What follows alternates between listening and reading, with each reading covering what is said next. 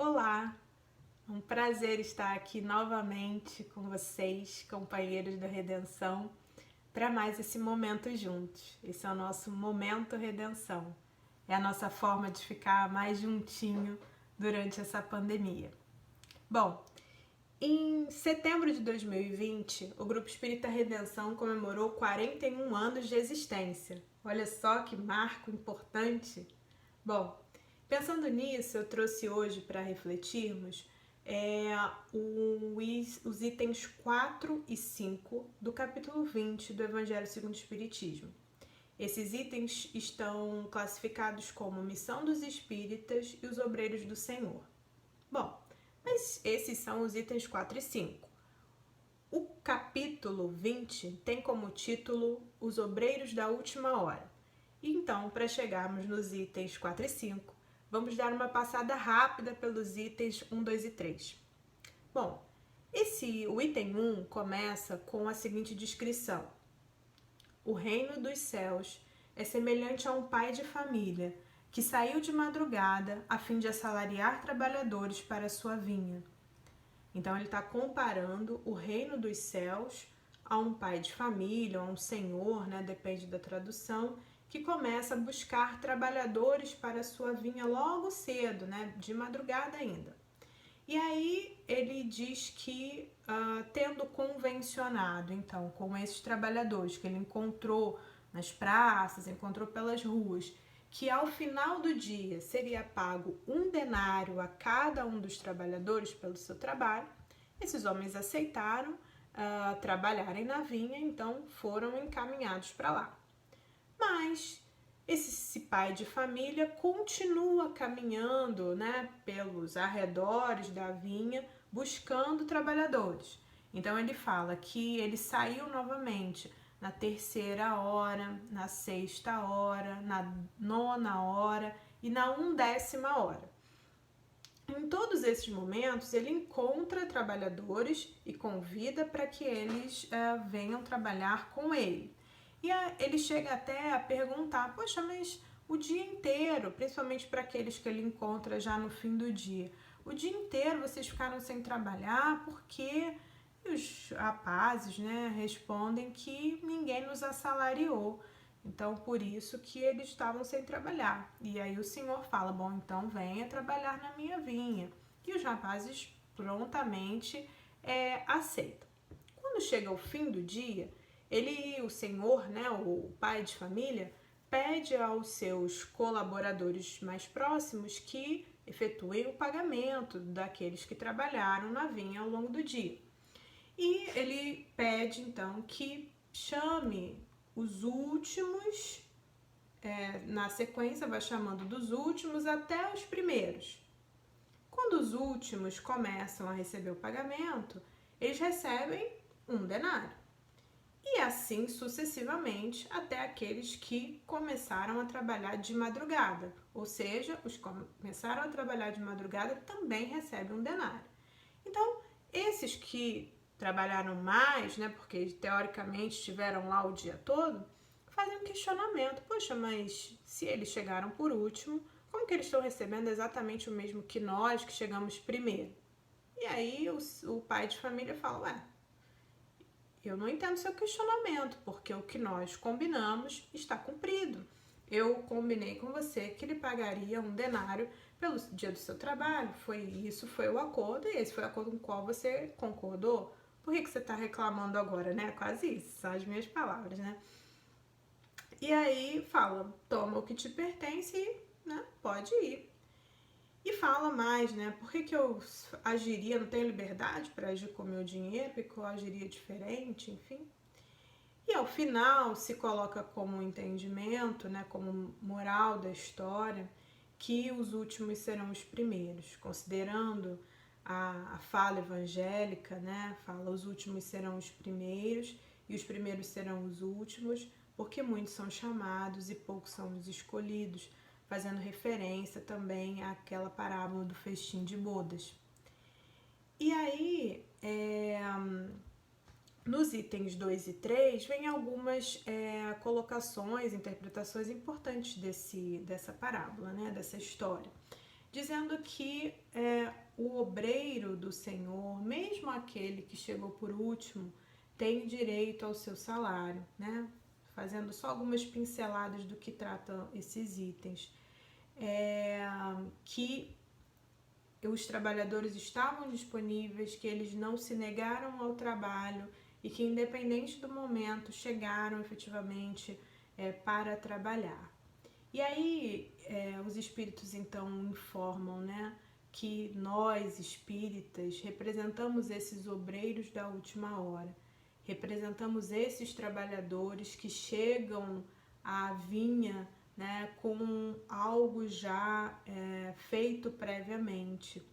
E aí explica também que os obreiros que chegaram na primeira hora são os profetas, Moisés e todos os iniciadores que marcaram as etapas do progresso, as quais continuaram a ser assinaladas através dos séculos pelos apóstolos, pelos mártires, pelos pais da igreja, pelos sábios, pelos filósofos e, finalmente, pelos espíritas.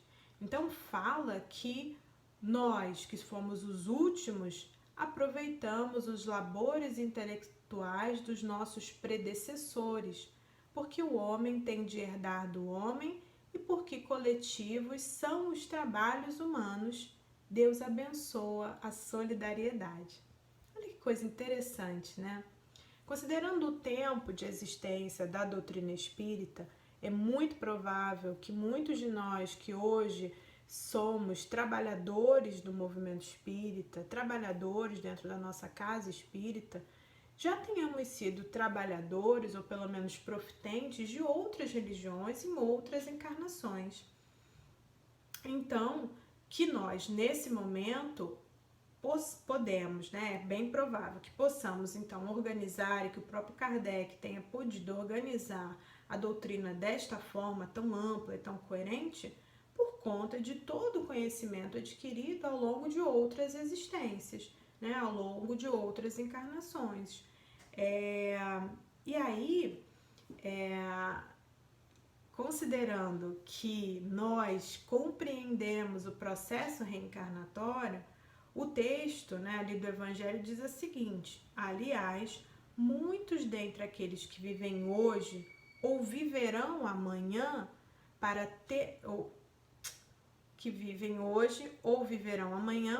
terminar a obra que começaram outrora. Então, nós hoje estamos aqui recolhendo o conhecimento que foi organizado ao longo do tempo e que, inclusive, pode ter sido parte da nossa própria caminhada, da nossa própria plantação em tempos anteriores. E isso é algo tão importante que o Evangelho segundo o Espiritismo começa no capítulo 1, falando exatamente sobre esse percurso que a humanidade faz ao longo aí do tempo, ao longo da sua própria evolução, ao longo do pensamento religioso, para que pudéssemos chegar a uma doutrina de caráter tão racional, tão complexa, tão ampla como é a doutrina espírita, não é isso? Se a gente for olhar lá o capítulo 1 do Evangelho, ele começa falando de Moisés, depois fala do Cristo e depois fala da doutrina espírita, sendo a terceira revelação. Então, como é importante esse trajeto histórico e essa construção do pensamento religioso ao longo do tempo. E como foram importantes essas figuras e como são importantes hoje os trabalhadores, que são aqueles que dão continuidade, muitas vezes, às suas próprias histórias dentro dessa evolução do pensamento cristão, por exemplo, né?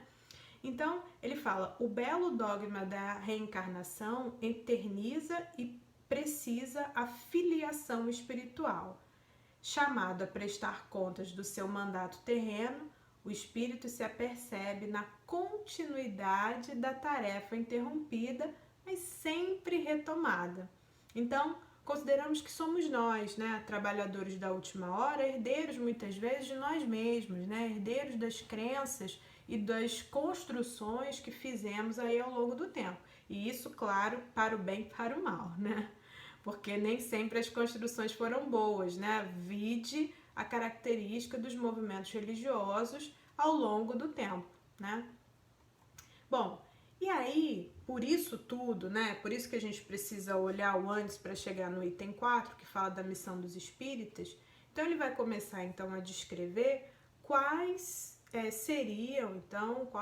seria a missão dos espíritas nesse momento. Vocês, todos nós, trabalhadores da última hora, o que a gente está fazendo aqui? Qual é a nossa missão? Então, ele fala o seguinte, o que cabe ao espírita é o trabalho, né? Nós chegamos já com algumas bases do pensamento já organizadas e o que nos cabe nesse momento é trabalhar para que isso se torne algo mais palpável, coerente e vivenciado, principalmente, de forma mais objetiva. E aí, essa vivência e essa coerência e essa construção tem relação também com o nosso exemplo, né?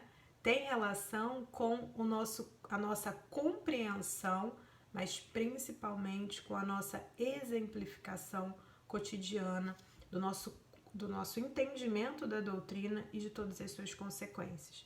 Se nós entendemos que somos seres imortais, a nossa conduta cotidiana deve espelhar esse entendimento.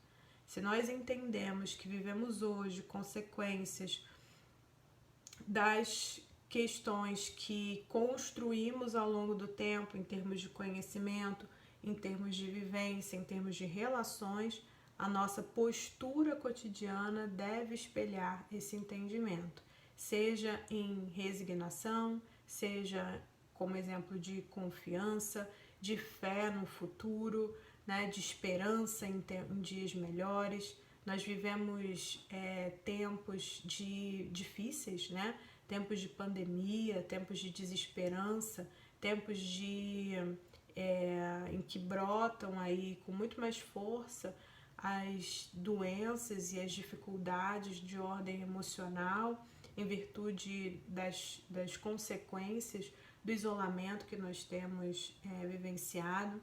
Nós somos chamados a um testemunho cidadão nesse momento, né, em relação à nossa conduta individual, em relação a cuidarmos de nós mesmos e termos o cuidado com o próximo, que se espelha hoje em ficar em casa, respeitar a quarentena, não lotar as praias, usar a máscara, fazer a higienização de todas as coisas e nos comportarmos na vida cotidiana de forma adequada, né, como aqueles que são capazes de contribuir para a obra geral através da sua própria vivência, do seu próprio exemplo no cotidiano. E aí, para além disso, então, os espíritos dizem: ide pregar o novo dogma da reencarnação e da elevação dos espíritos, conforme tenha cumprido bem ou mal sua missão e suportado as suas provas terrestres. Esse é um exemplo cotidiano, né? Os dias melhores, né? O reino dos céus é daqueles que trabalham e daqueles que trabalham bem, né? Tendo cumprido as suas missões, suportado as suas provas e vivenciado o evangelho, vivenciado a doutrina de forma adequada. E aí ele continua falando, é chegada a hora de sacrificar a sua propagação, sacrificar em prol da propagação da doutrina os vossos hábitos, os vossos trabalhos, as vossas ocupações fúteis. Então, usar o nosso tempo de forma útil na propagação da doutrina, nos colocarmos como disponíveis, como trabalhadores disponíveis para contribuir com a divulgação do espiritismo, com os trabalhos da Casa Espírita. Mas a casa está fechada. A casa está fechada, mas ainda existe o atendimento fraterno, existe a ajuda às pessoas que estão em situação de maior dificuldade econômica, existe o trabalho de prece, as orações, as irradiações para aquelas pessoas que se encontram necessitadas, né? Então, muita coisa, mesmo fora da casa espírita, pode ser feita e precisa ser feita. Existe o trabalho, né, de divulgação, né? Existe o nosso ombro amigo para aquele nosso parente, familiar, conhecido, amigo que passa por dificuldades. Então, ele fala: ide e pregai, convosco estão os espíritos elevados. Então, a partir do momento que a gente se dispõe a ser útil, que a gente se dispõe a servir, nós aumentamos o nosso leque de amizades, inclusive no plano espiritual, e buscamos, conseguimos mais ajuda, mais força, mais coragem para seguirmos em frente. Então, é preciso que coloquemos as nossas mãos à obra, né? Que efetivamente nos apresentemos ao Senhor da vinha, ao trabalho, né? Dentro dessa proposta, mesmo chegando por último, porque chegando por último, chegamos em inclusive melhores condições por tudo que já trabalhamos anteriormente. Então, ele continua falando, é preciso que o nosso suor esteja nesse terreno em que a gente pretende frutificar. Uma casa espírita só faz 41 anos porque muito suor foi ali colocado, muito empenho foi ali colocado. Houve muito comprometimento de muitas pessoas ao longo de muito tempo. Nós podemos estar na casa há pouco tempo, mas outros trabalhadores vieram antes de nós. E nós precisamos respeitar e reverenciar de alguma forma o trabalho que foi feito e colocarmos a nossa energia, o nosso suor, para que o trabalho continue sendo feito e possa, inclusive, se expandir, né? Possa, inclusive, crescer.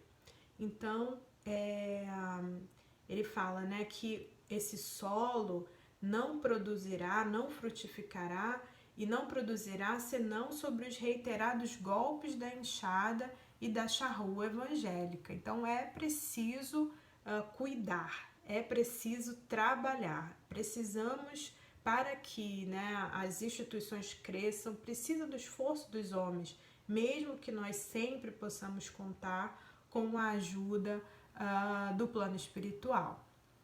Há um trabalho que é nosso, que precisa ser feito.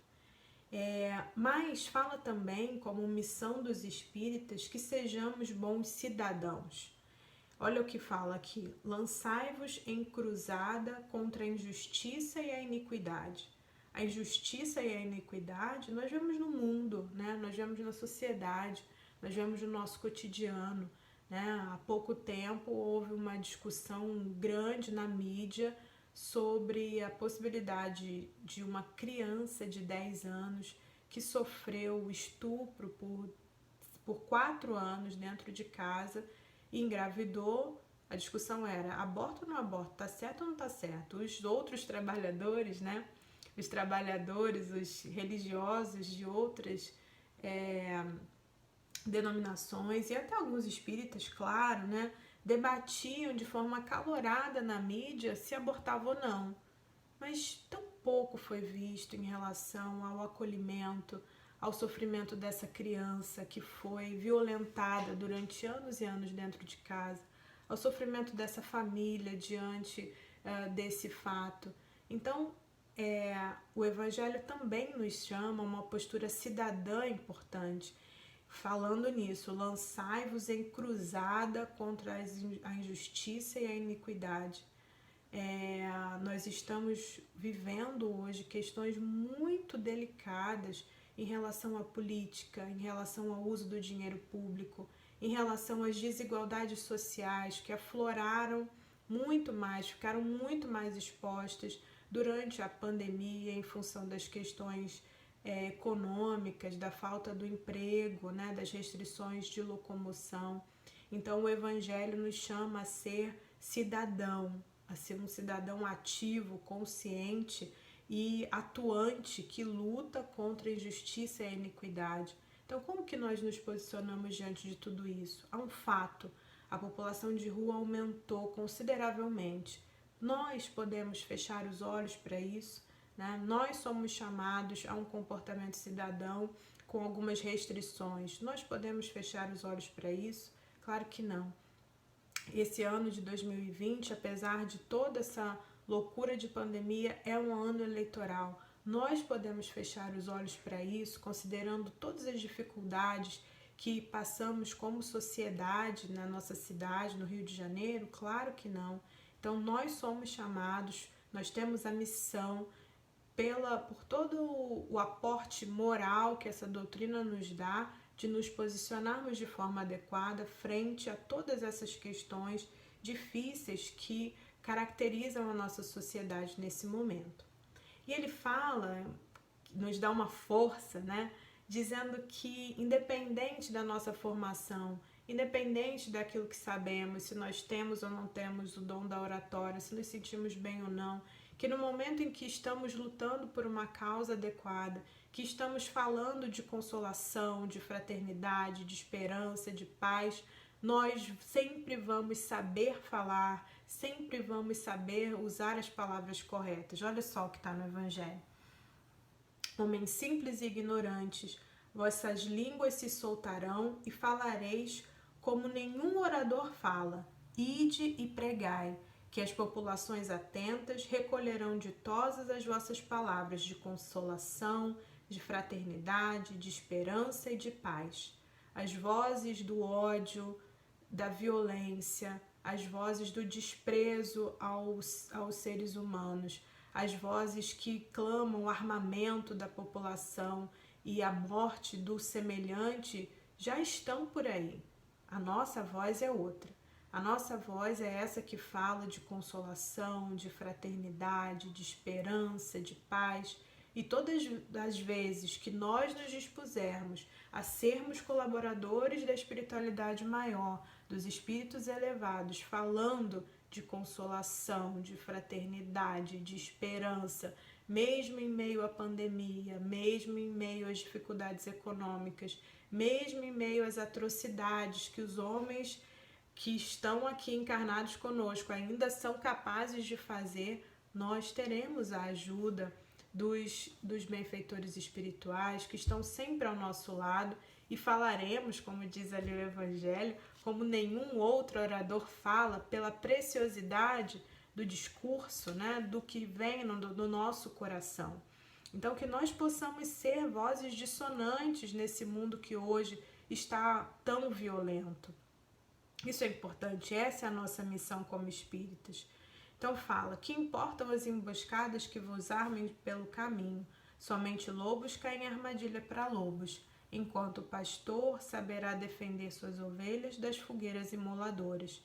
Então, nós temos nossas dificuldades, nós temos as nossas questões a serem superadas em termos de comportamento, nós podemos, né, estar expostos, sim, na vida, às armadilhas, às dificuldades, mas que sejamos firmes, que possamos nos preparar, fortalecermos na fé, na esperança, no bom ânimo, nas nossas convicções, para que possamos resistir ao arrastamento do mal. Isso sempre vai acontecer, né? Mas cabe a nós a atenção, por isso que a gente sempre fala de orai, mas vigiai, né? Porque as armadilhas, as questões estão pelo caminho, não porque simplesmente sejam maus, né? Os espíritos obsessores sejam maus, mas porque nós trazemos ainda as nossas dificuldades, nós trazemos os nossos pontos fracos. Então, nós precisamos também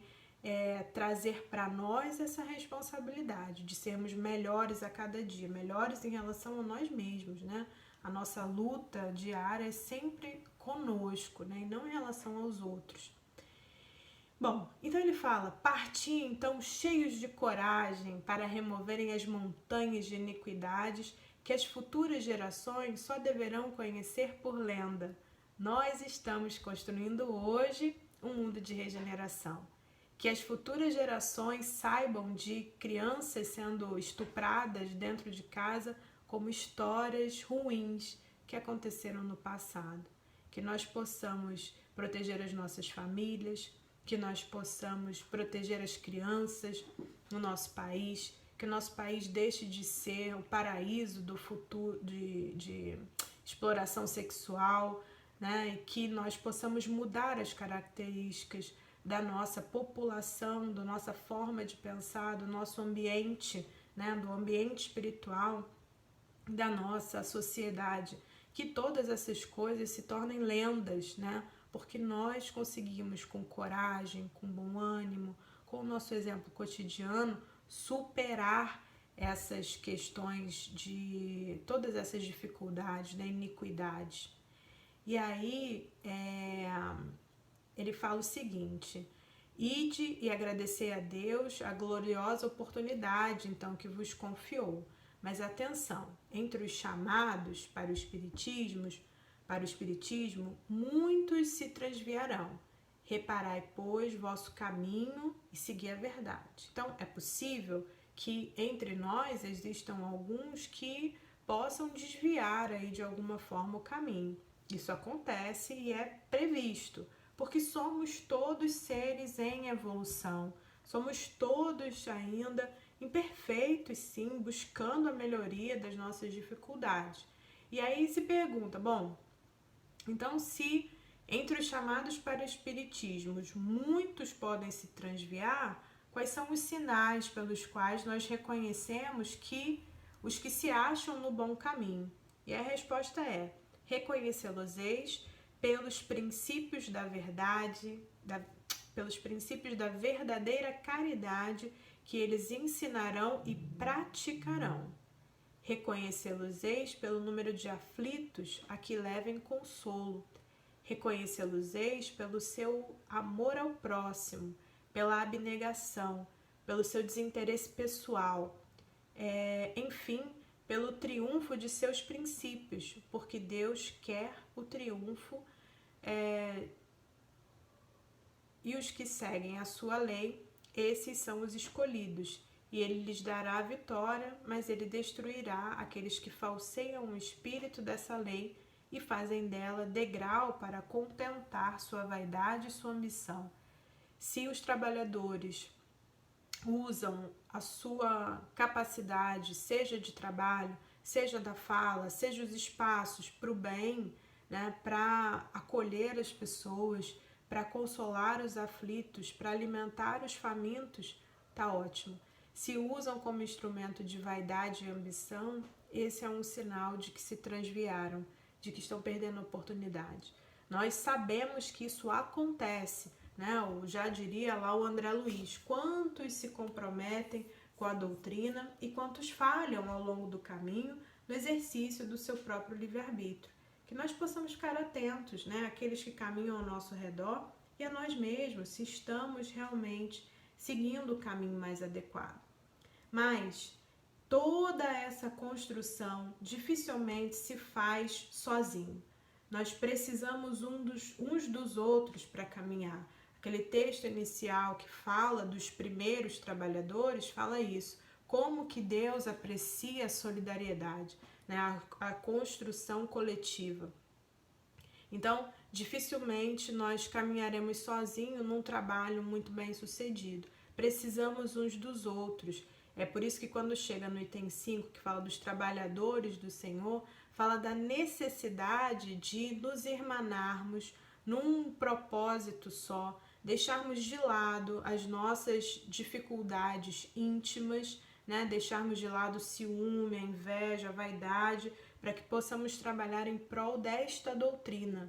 Então, lembrando, né? A Redenção faz 41 anos. Não é possível chegar a 41 anos de existência sem que os trabalhadores estejam unidos nesse propósito, né? Nós contamos uns com os outros encarnados, contamos com a espiritualidade maior, com os amigos, com os orientadores espirituais da casa, mas precisamos nós estabelecer formas harmônicas, amorosas, sinceras de existir, né? De trabalhar, de estarmos juntos, até porque dentro da casa espírita nós também encontramos aqueles nossos desafetos do passado, aqueles com os quais, mesmo em movimentos religiosos, nós discordamos anteriormente e somos trazidos juntos ao trabalho pela providência divina para que possamos nos alinhar em prol de um objetivo maior, que é a divulgação da doutrina, a vivência do espiritismo, a prática da caridade.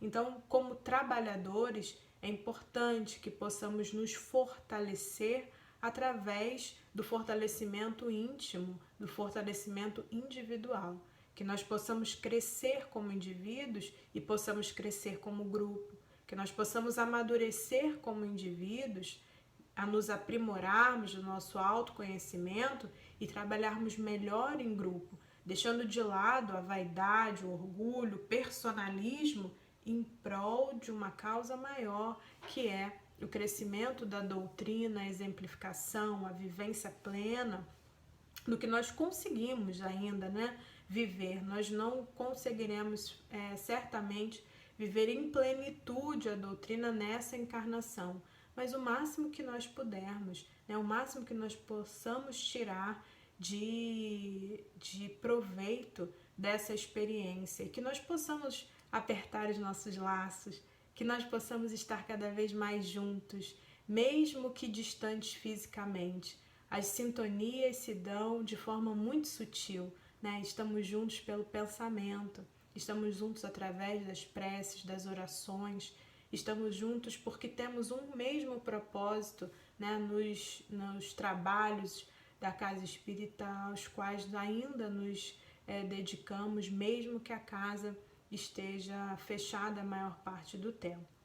Então,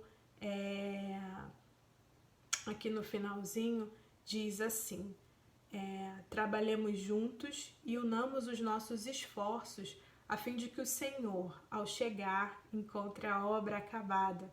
Porquanto o Senhor lhes dirá: vinde a mim, vós que sois bons servidores, vós que soubestes impor silêncio aos vossos ciúmes e às vossas discórdias, a fim de que daí não viesse dano à obra.